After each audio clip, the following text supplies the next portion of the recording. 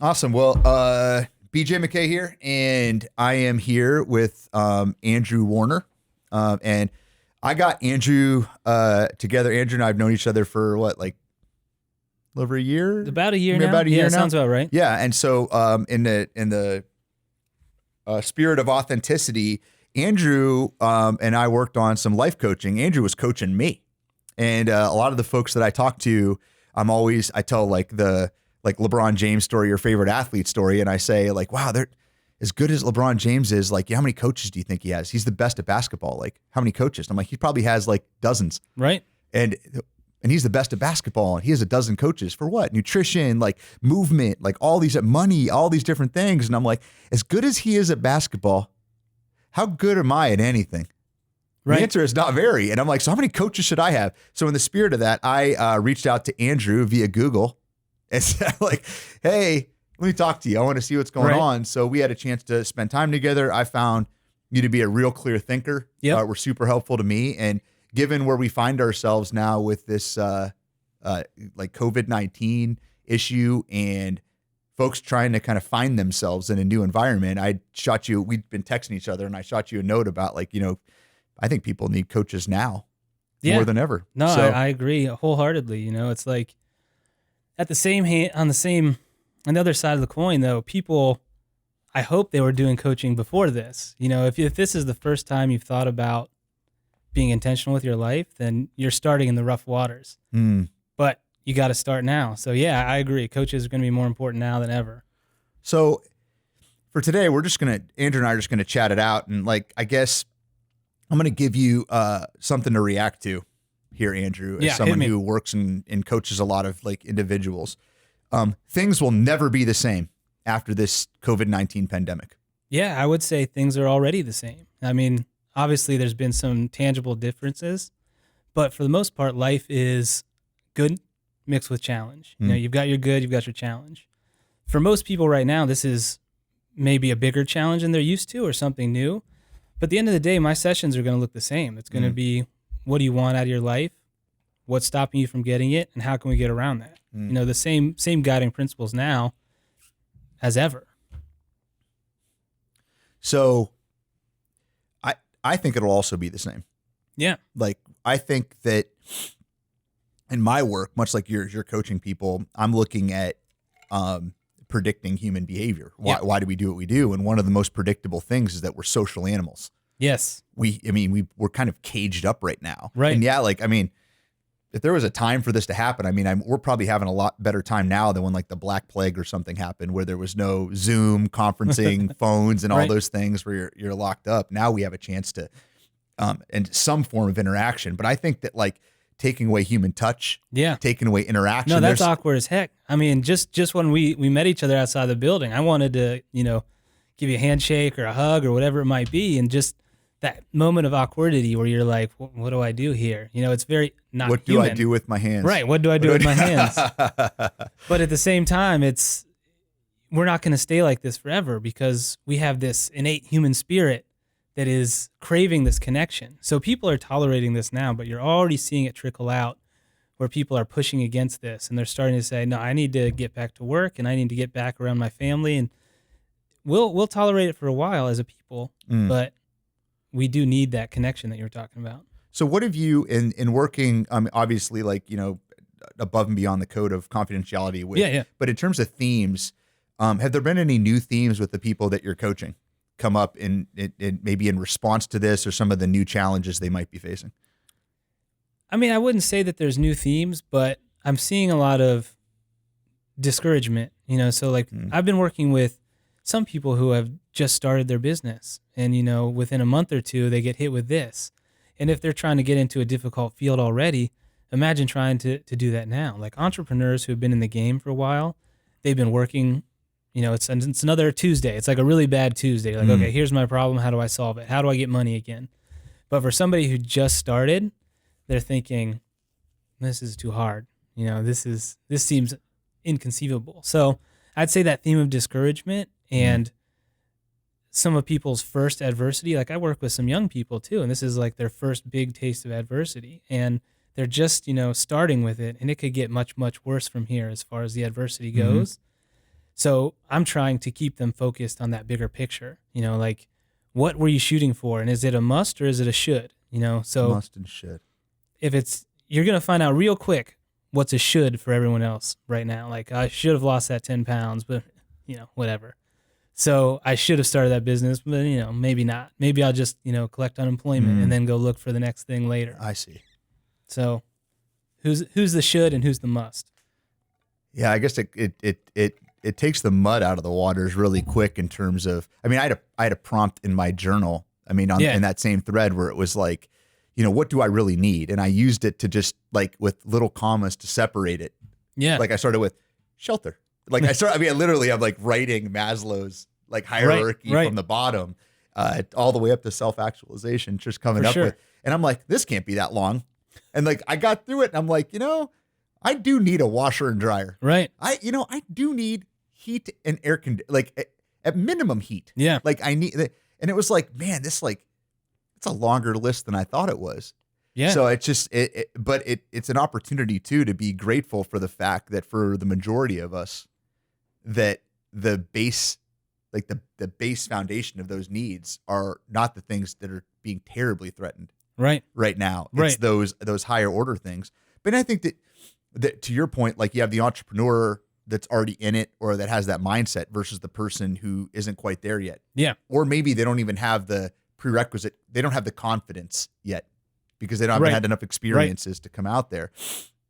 Where I found a lot of my contemporaries and folks that I've worked with, I've seen the opportunity too. And I mean, the people that have really inspired me the most that I've interacted with are actually like the first responders and social service folks that are working with the most vulnerable communities. I call and talk to them. Yeah, everyone's great.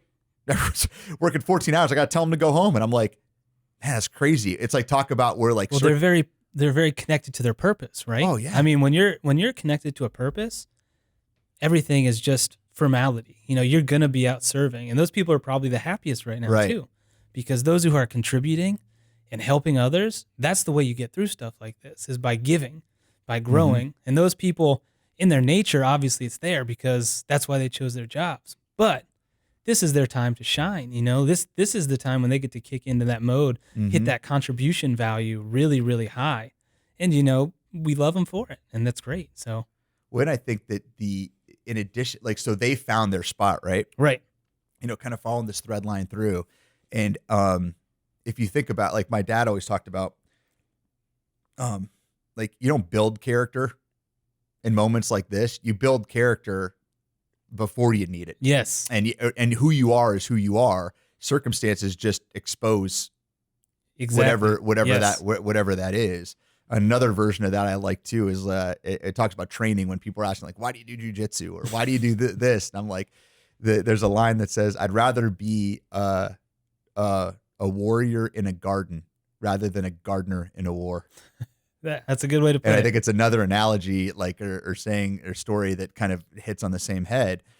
And there's those people that when this happens, it's like turning the volume up.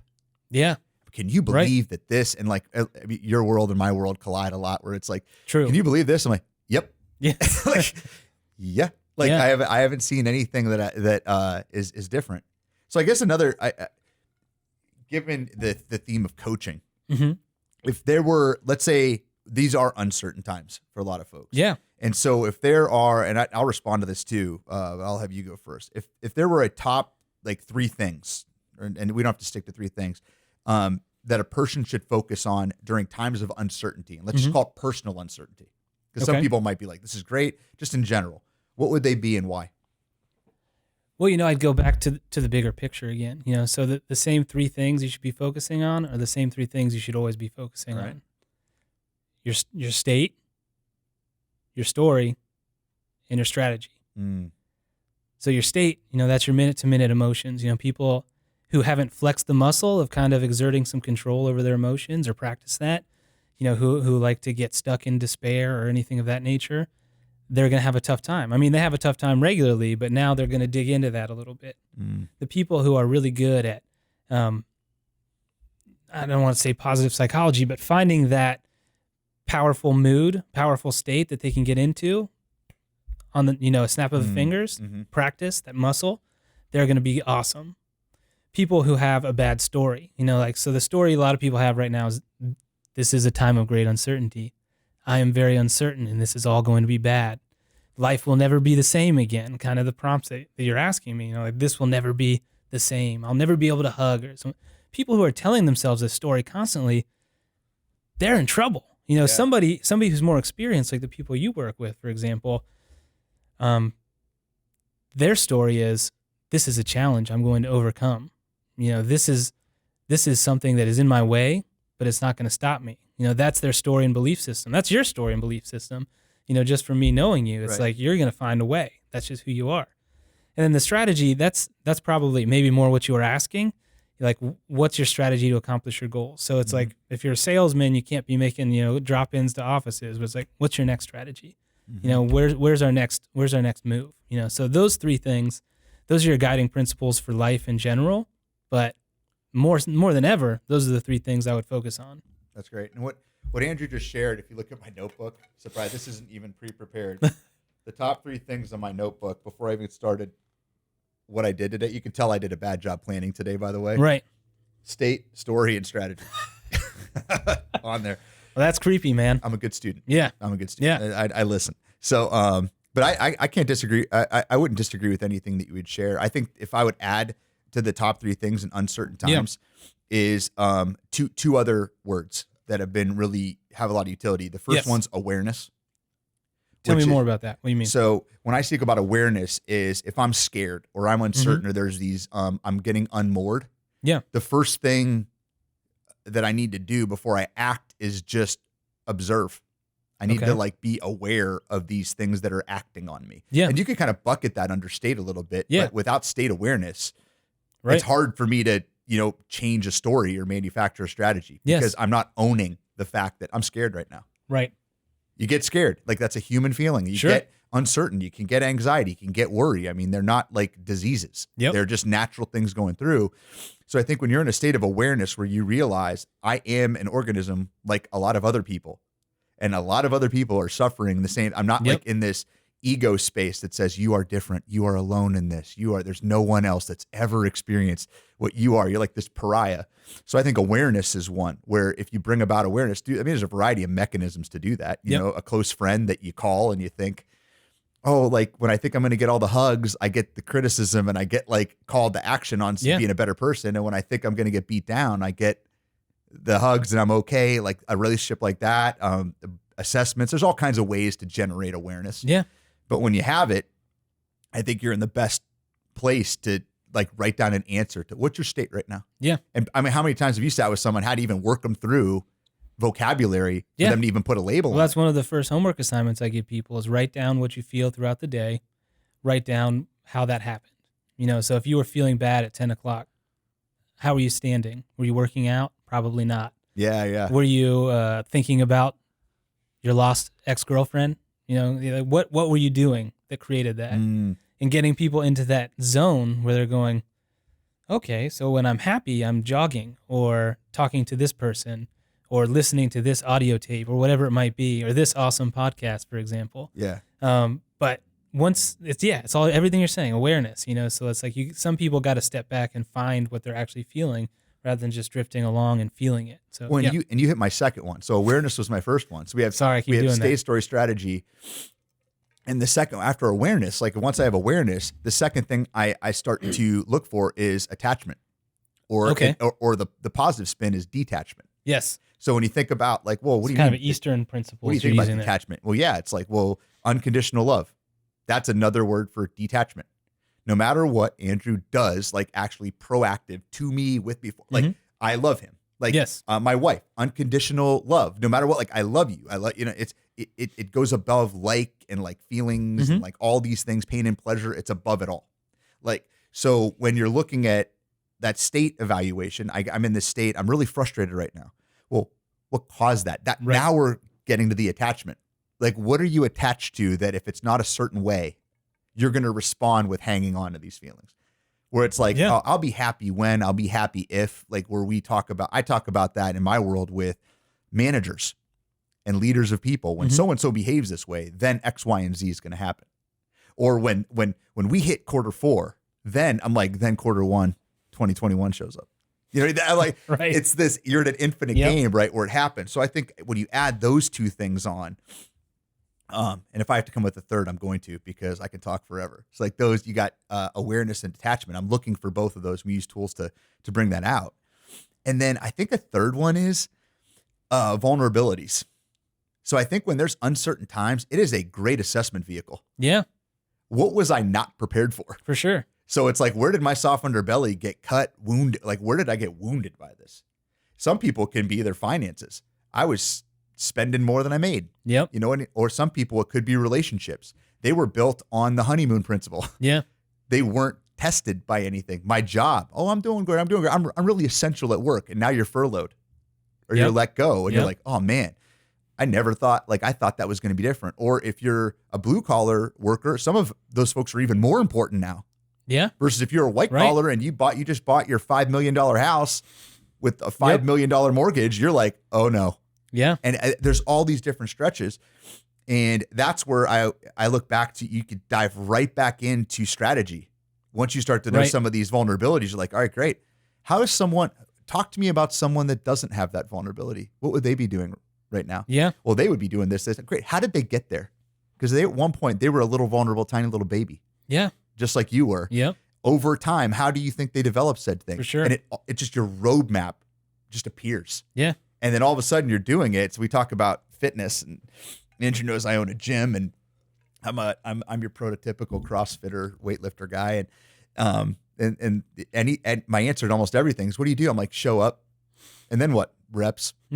What reps? Just first one, then 10, then 100, then 1,000, then not today. Just over long periods of time of what? Of reading, of practicing poverty, of doing all these different things that address the key fears that you're dealing with. So that'd be my 3, since you took my first 3. That was my plan. I was going to steal every thought you had. You're so good. You're so good at your job.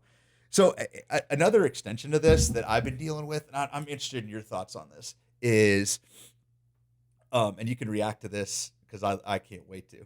I'm too busy. So even now, it's so funny, and I still hear this. I'd love to I'm just too busy, and I heard it before, like I'm too busy line. So I'd love to hear your response when you hear someone opining about their busyness and how you frame it for them. Well, there's 2 things to that, So from my perspective, if I'm coaching somebody and they say they're too busy, then I realize they're not sold yet on whatever it is we're talking about. So too busy is kind of like a price objection blow off in sales, right? So it's like, yeah, you should try doing this or writing in a journal or whatever. No, I'm too busy for that. That means they haven't bought my idea yet. So I need to return to selling in that case, So there's that aspect of it. And then the bigger picture aspect of it, when you're talking about busy, that's usually just a symptom of not really having a vision for their life or a very clear value system. So either they don't like whatever we're talking about, or they are just not looking at the bigger picture. And I like that. Like the fact that you have to go back and sell them on a night, like they haven't turned the corner yet. Right. And no, that makes sense. I think when I hear it too, which I hear a lot of, and first of all, I hear it in my own head. Yeah. And I think I'm reading a book right now. It's called the Ruthless Elimination of Hurry. And there's a lot in there too. I mean, it's written by a pastor out in Portland, Oregon. But it talks about like, how often do you see Jesus running around in the Bible? And I'm like, never. You know what I mean? There was no hurry, which means he was never busy. He was always just engaged with what he had. It seemed like he had all the time in the world for everything he needed to do. Engaged in that mission. Obviously, his mission was clear. Yeah. Well, and so what else would he be doing? Right. When it goes back to what you just shared, where it's like when I'm not paying attention to something, it's even usually oftentimes it could be subconscious. It's either not meeting a need, or I've said yeses to things that weren't my priorities because I wasn't aware.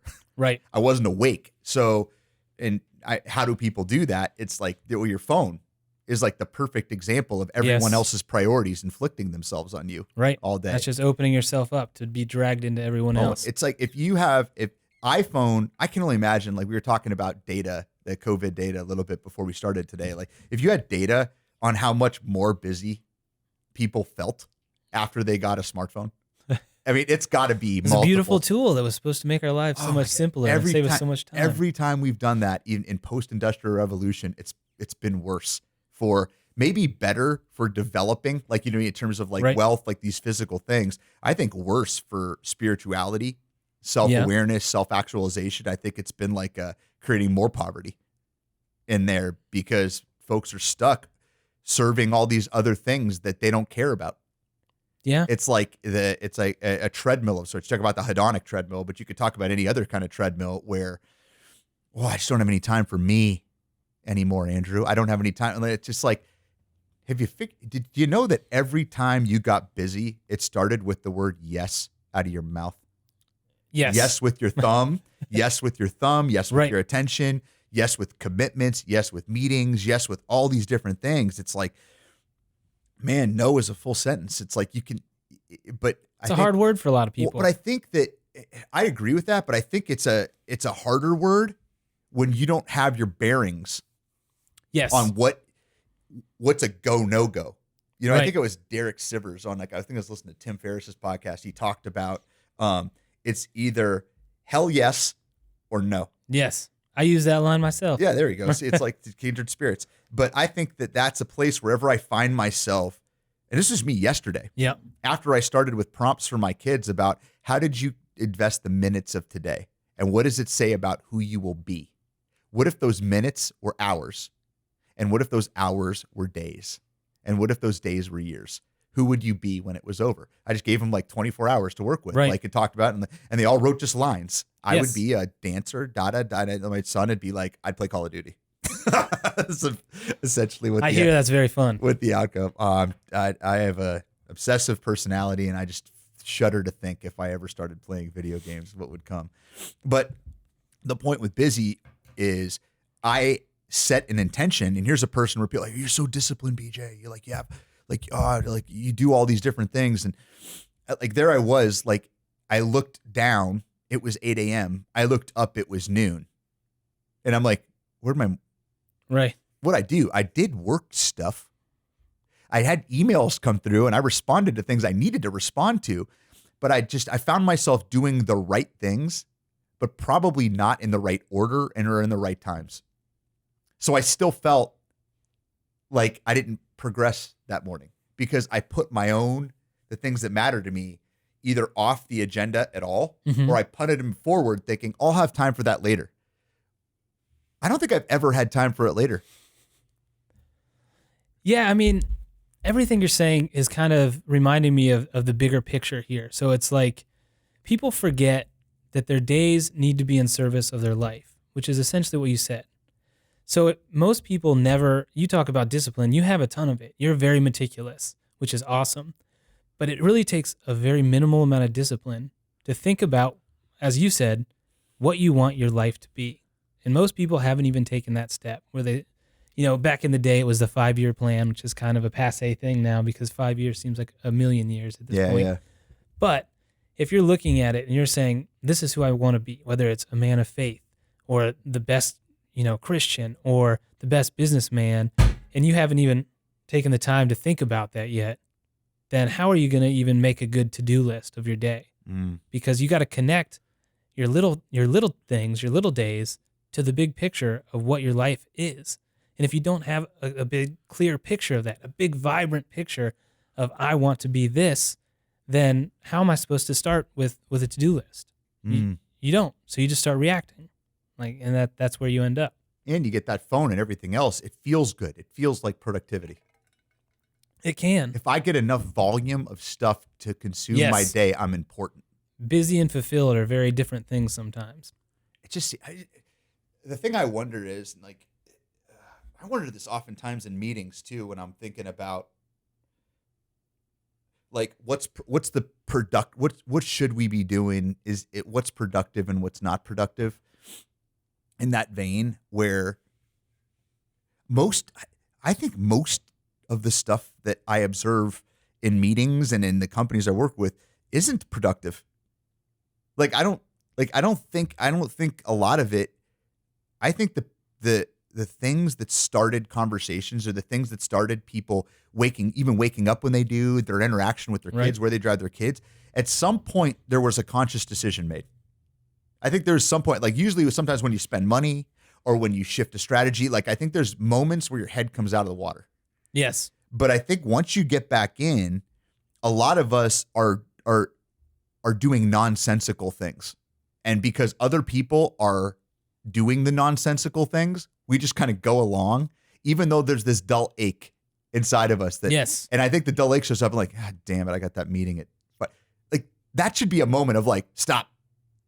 Like, think about what you could bring to that meeting to wake everyone up when you get there. Has this lost its utility? Hey, overall, like, how is this advancing these strategic initiatives that we actually say we work for? Yeah. Hey, how is it, like, how often do you do that, like, I guess a meeting, if it's a company, or an individual life stress test, where it's like, I find when, like, if you're, my wife talks about like the laundry, she's not talking, like, it's almost like she's serving the laundry. Yes. Instead of, the way I think about it is, this process isn't serving you. The process, you're the master of it's meant to serve you. Right. Not the other way around. And in the world where you're at, in the world I'm working, I see a lot of people serving the meetings, serving all these things, instead of being like, hey, they're there for you to advance your priorities instead of just showing up. Yeah, I could see that for sure. Well, and think about in like individuals' lives, when, if I'm a manager, or if I'm an employee right now, or I guess whenever, to your comment before, it's like some of these things are no different. Right. Where it's like, I feel tired. I don't feel respected. I don't feel like valued. I don't feel all those other things. Maybe some of it's right there. You know what I mean? Maybe some of it's like the lack of intentionality of an organization. I've just accepted it. Yeah, that's very common. I'm just floating around, and like, where are you going? I'm like, well, set sail like in whatever direction you want if you're going nowhere. That goes the same for individuals, the same for relationships. Intimate relationships, the same for businesses. It's like things just kind of start happening, and then it's just it's Niagara syndrome, just kind of drift along and let the current take you wherever it will. And if I asked you, like, let's take the American population. Okay. Do you believe that that's like the middle of the bell curve? What do you mean? Like, do you believe that the majority of people, and I know I'm speaking in massive generalities here, fall into that bucket? Yes. Yeah, very much so. I do too. I would say the overwhelming majority. I'm talking, making up numbers, 80 to 90%.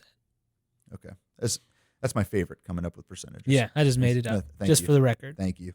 Yeah, I found on the internet somewhere, so it's got to be. Nope, didn't even go that far. Oh, God. Just fully made up. Now he's a man after my own heart. But here, the cool thing about being a coach is that even when someone calls me or sends me an email, it means they've started to put the oars in the water. So I have a biased opinion in the other view. Everyone who calls me or everyone who talks to me is either making a decision to change or on the precipice of making a decision to change. It's one of the favorite parts of my job, that I'm a part of their journey on that moment to taking charge of their life rather than just floating down the river. I have as it relates to my own story and calling you. Yeah. Like, that's exactly where I was, where I was getting put in positions where we're going to bring in BJ and he's going to talk about, like, and I was put in this position. I'm like, I'm not talking to anybody holistically about my own life. It's like, where am I operating under biases? Where am I unaware and attached? Yeah. Like, where am I unaware? Like, and how can I get jarred out of that? Yep. Which is uncomfortable, because you want to believe you're doing the right things every single day. Well, lifting weights is uncomfortable. Yep. But that's where the progress is. And it's also awesome. So I believe it. There's that too. So a question I have for you then is, I run into this too, is this organization needs change. This person needs coaching. But they're not aware yet. So they're never gonna make that call, right? Until they become aware that I actually want to take action on this. So let's say you're right now, someone that's listening to this has either themselves, they don't know if they need coaching or not, or like they might not have the awareness yet, or they haven't even considered coaching before, or they know somebody, a friend, if you will, that they think needs coaching. What kind of guidance would you give them to kind of push them over the edge or to maybe bring somebody else, I guess, in a kind, compassionate way to think, considering. Well, I mean, coaching is having kind of a huge cultural moment right now. I mean, coaches, whether they're fully working or not, are kind of showing up everywhere.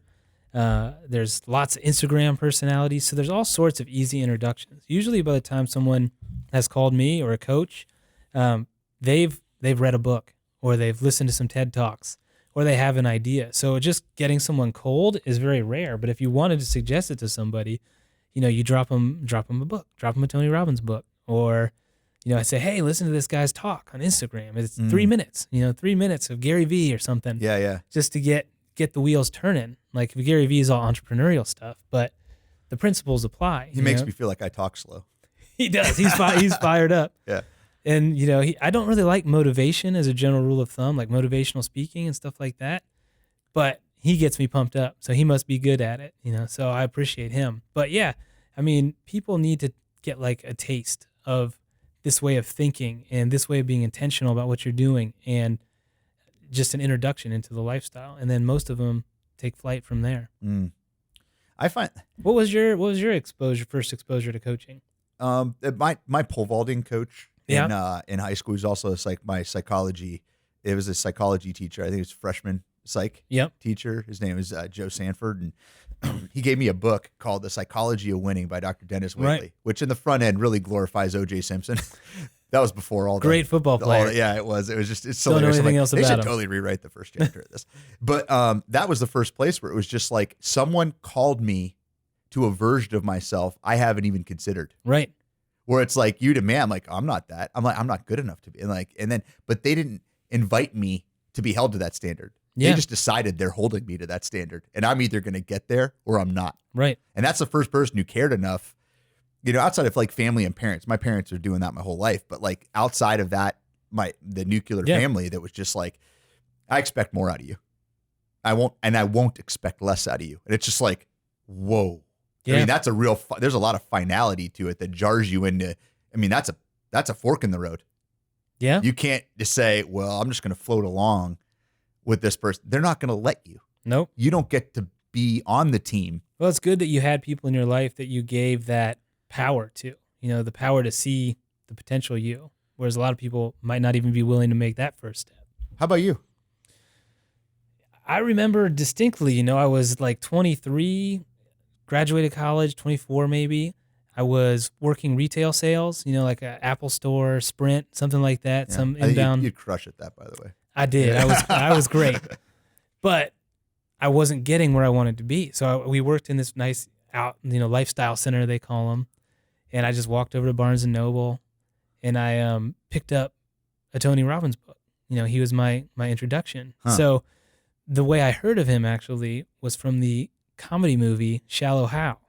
Oh. Like my dad had kind of vaguely got into him in the 80s or something and kind of would try to teach me about visualization when I was trying to play basketball or something. Yeah.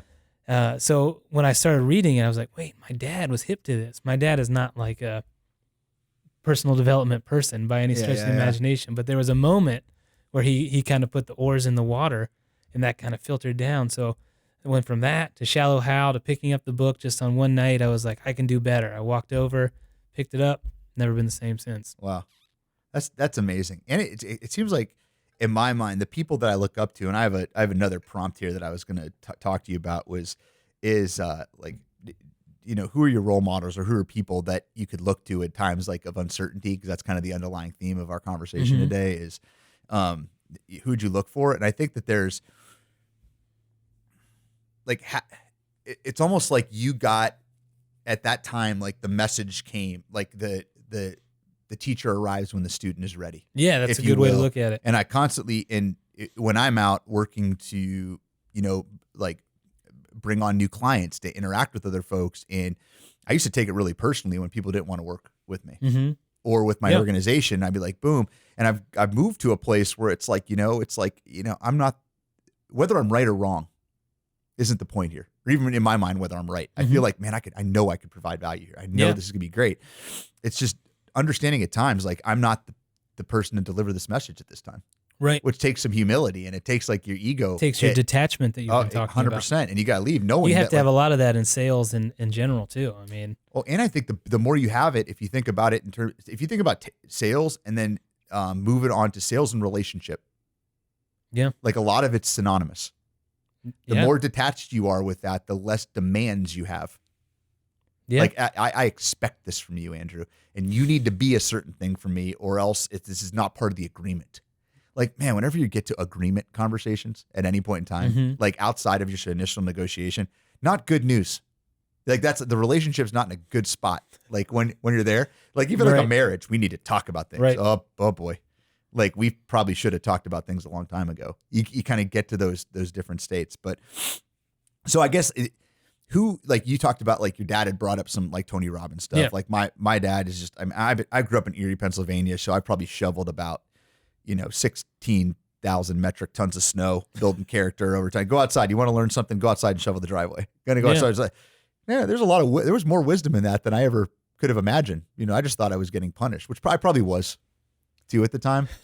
So I guess if there were either, I mean, now we can expand this. I mean, for times like this or for in general, like who would be some people that maybe you look to, or maybe I could extend that to like sources of wisdom, like books or other things like that you like defer to personally or for your clients at times like this.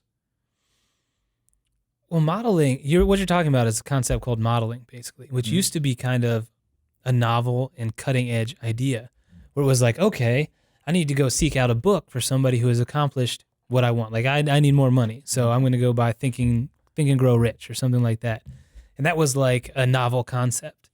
But now we have models everywhere. Like you have access via social media or books or audiobooks to anybody who's accomplished anything you want in life. So as a broad question, it's like, point them to a Tony Robbins book. And those are like weighty novels of everything you would need in personal development for the most part. Right. Like it's all there if you want to just dive in and do it on your own. Now, I try not to push people to books too often because I think to really get into the work, some people can do it. Like some people will sit at home, they'll get their book out, they'll read it, they'll do the activity at the end of the chapter. Yeah. But some people don't. And you don't get that experience when like a one-to-one coach where you're being heard and understood and the material is adjusted to you. It's like these are step-by-step programs and they'll get you somewhere, but they don't account for who you are and who your uniqueness is.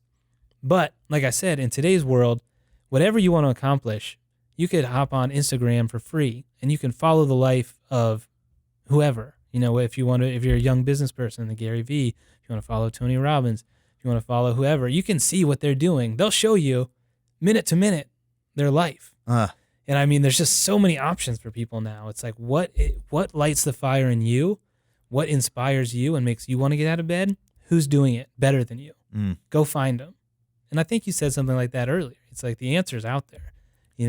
Just find someone who speaks to you. Yeah, and I think that where people stall out, I agree with that. Where people can tend to stall out is the pedestal can get so high that you don't think that you could ever be that. That you forget that some of these people it's an accumulation effect. Yeah. And then we see like, well, they're just rich and they're just famous and they're just happy and they're just content, or they're just like on this, like they're just holy and they're just all. And I think that people put up those roadblocks and sometimes they turn around. Yeah. Instead of deciding, you know what, I'm never gonna be Arnold Schwarzenegger.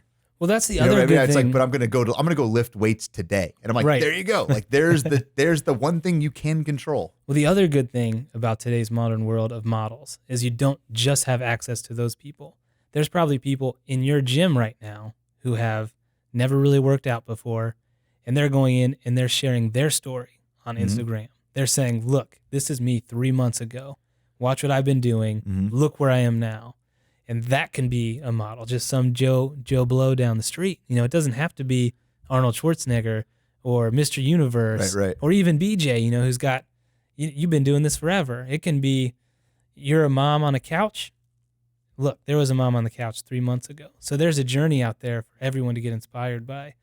The big guys, they have the bigger pictures and they have the bigger pedestals, but everyone can find someone now, which is awesome. in the addition to that, when you think about like when Pilk asks like, like who's your role model? Who can I talk to about this? Like, I agree with you about like having a one-to-one coach, almost like personal training in a gym or, coaching on anything. Yeah. Could you go to a YouTube? Is everything probably on YouTube for you to learn? Yeah. I think it's missing the element of the social and then the accountability of community or another individual.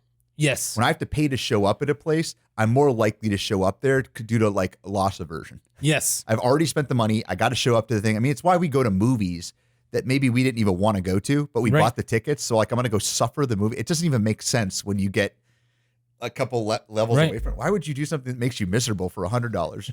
Well, for $600, would you go do something that made you miserable? Like, at what point are you like, what's the point of spending the money? At that point where it's like, it's like, just cut your losses. It's so hard for us to do. I find that some of the advice I give, or I don't even call it advice. I want to go back to motivation you brought up earlier in just a second. But I always talk about, hey, where are there a group of people aimed in the same direction you want to go now? Yeah. Not just one, not just that. Like, where are they? Even in sometimes it takes.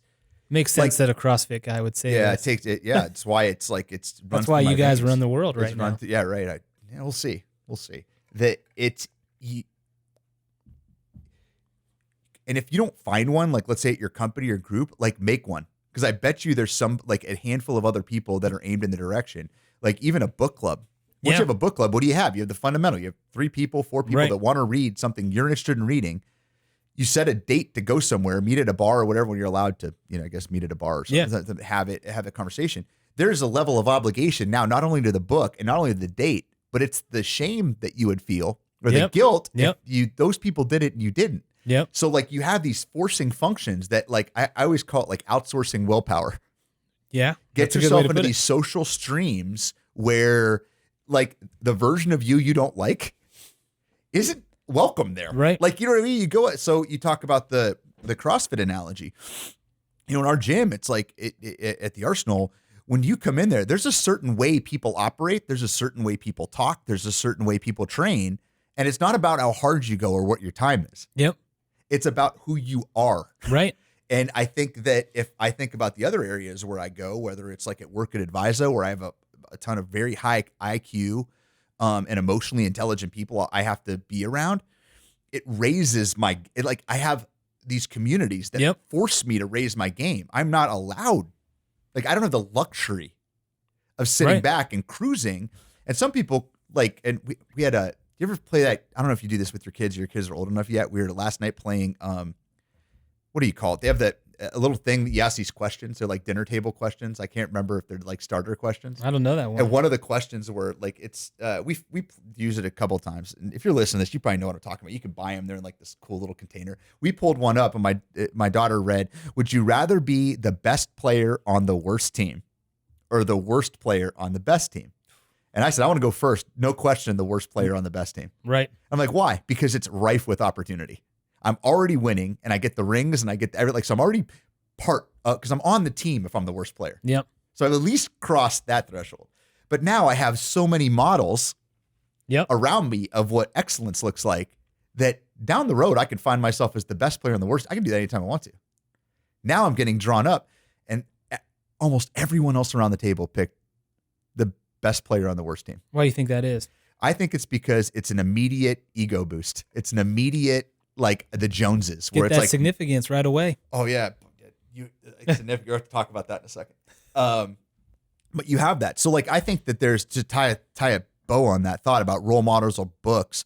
I feel very similar to how you feel about, is there a book or is there that? And I think that there are all kinds of like fingers or arrows pointing. Yes. But the fingers of the area, we shouldn't stop at the finger that's pointing. Yep. Because it needs to be aimed at something that's material to you. There's no book that's like, well, here's the program for your life, Andrew. Thanks for coming. Here's how much it costs. Go ahead and do all these things and you're going to be self-actualized. You're going to be spiritually where you need to be, physically where you need to be, emotionally where you, like, it's just like, it's going to fix all your relationships. It's messy. That's the way it looks. So, and I'd already begged on community where it's like now with like online and everywhere you can go with Instagram, like you really haven't put much effort in. If you could find a community, a group of people aimed at some outcome that you want. Right. That is not hard to do, but it is still missing the, do they know you by name? Like, or you have to show up and do they see you? That's a CrossFit principle, isn't it? Yeah. Yeah.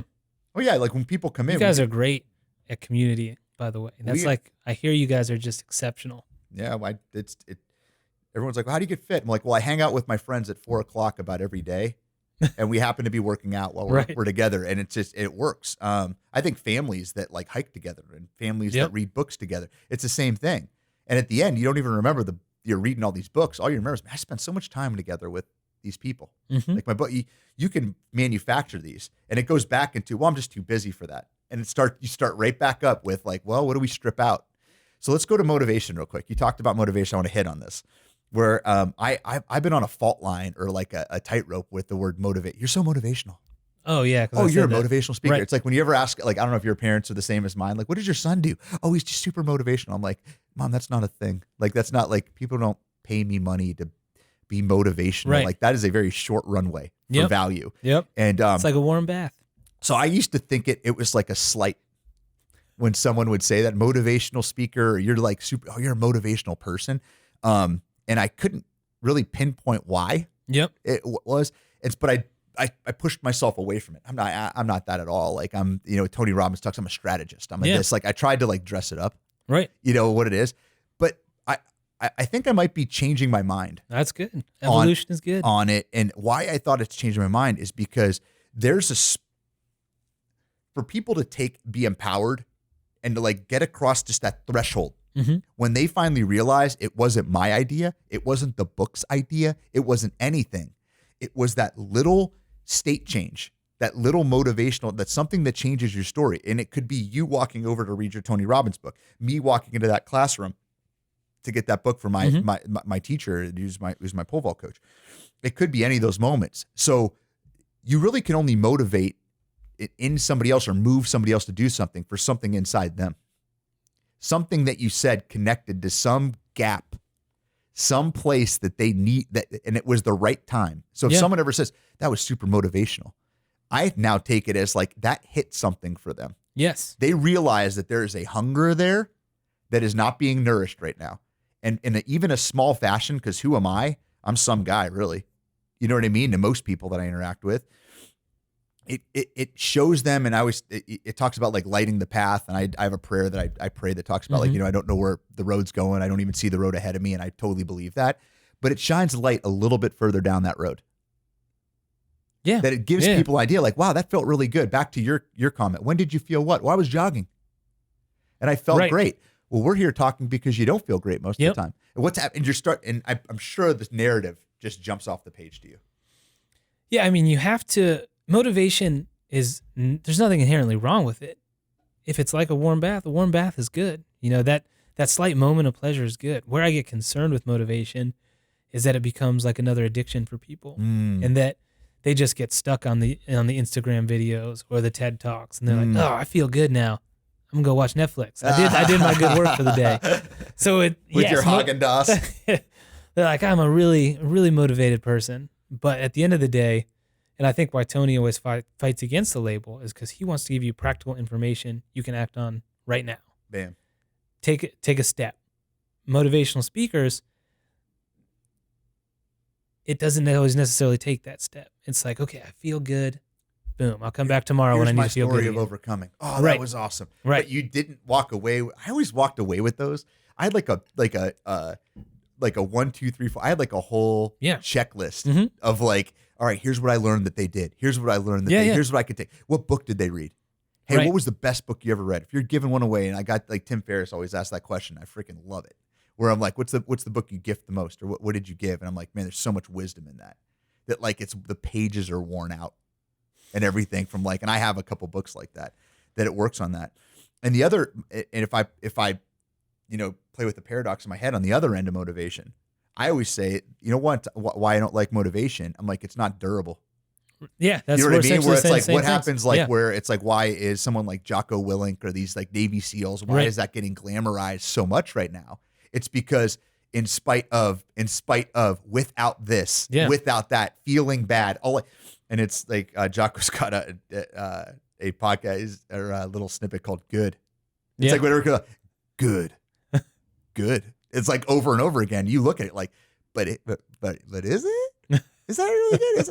But the whole point of the exercise is, am I going to go and put in the work today aimed at where I want to get? Or am I going to put in the work today if motivation, feel like it? Yeah. I feel moved to work right now. That's like, in terms of selling, you're like, I only make calls when I feel like making calls. Right. I don't think I've ever felt like making calls my whole life. To be honest with you, I never like. Yeah, but you probably feel like making money at some point in your life. Bingo. So It's like, right. but the thing is, you can look at that like the reps. You can look at that like the weight. You can look at that when you make decisions in your refrigerator or how you're going to talk to people. Mm-hmm. I'm going to choose to be kind today. I'm not very kind. So what should I do? I should probably do the behaviors kind people do today. Yeah. And I might not end up being kind, but if I'm 50% more kind than I would have been, that's a roadmap now I can build off of. It's almost like movement therapy. When you're getting people to move, like they go to PT, they come in little by little by little. It's almost so little they don't see it happening until a year later when it's like the transformation is stark. Yeah. I can't believe I did that. Well, you've been doing it. Right. For the last 365 days. Yeah, it's like that day. old saying, people are rewarded in public for all the hours they spent in private. Like it comes later, but it's big. Yeah, well, that's why I always say like the book that I'd like to read is the book that's the autobiography of a story of somebody who did it right but was never famous for it. So i.e. they never made a ton of money.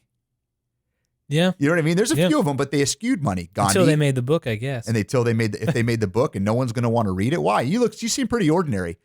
Wouldn't that be more motivational? Yeah. Why? They're actually closer to your realm and they don't value, maybe, I guess a lot of the books we read, we value what they say because it's going to baser instincts, sex, money, power, pleasure, right? When we look, even Tony, who's a person you and I both look up to, he's super rich. Yeah. He's got all these places. You got like all these things. Yep. Like there's all these people you look up to. I'm like, they are wealthy. And I'm like, well, what if you don't aspire to that level? I don't want to make the sacrifices to get that. Right. Like, I'm not in alignment. It's just the resources to connect with those people are much more community based. Yeah. Localized. And it's like physical. Like, can you go visit? Can you ride your bike to go talk to them?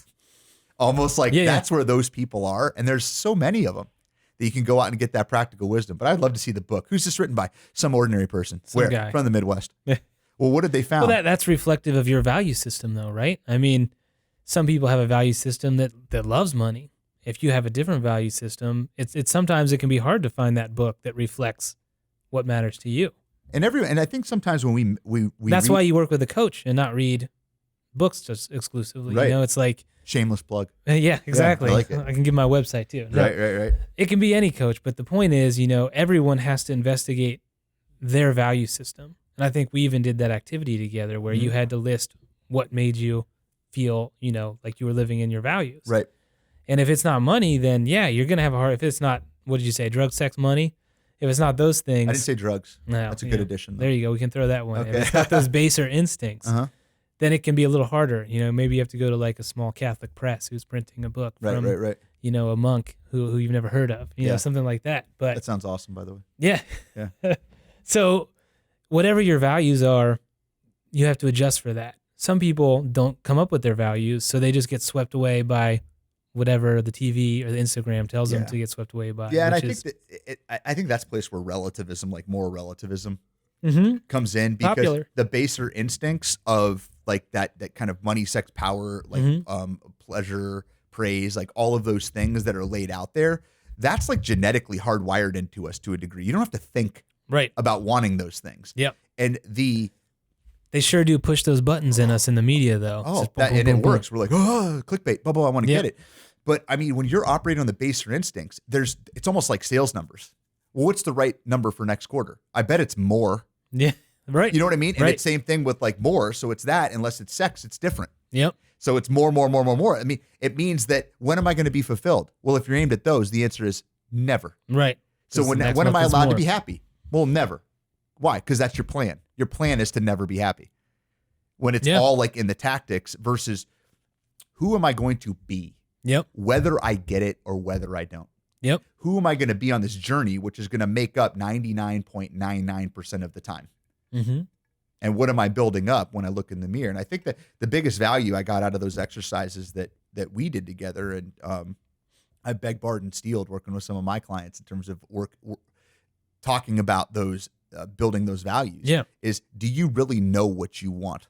Right. Can you clearly articulate what you want? And can you, and this is another prompt I've been using a lot, is like, can you let the silence, just staring at that, do the talking for a while?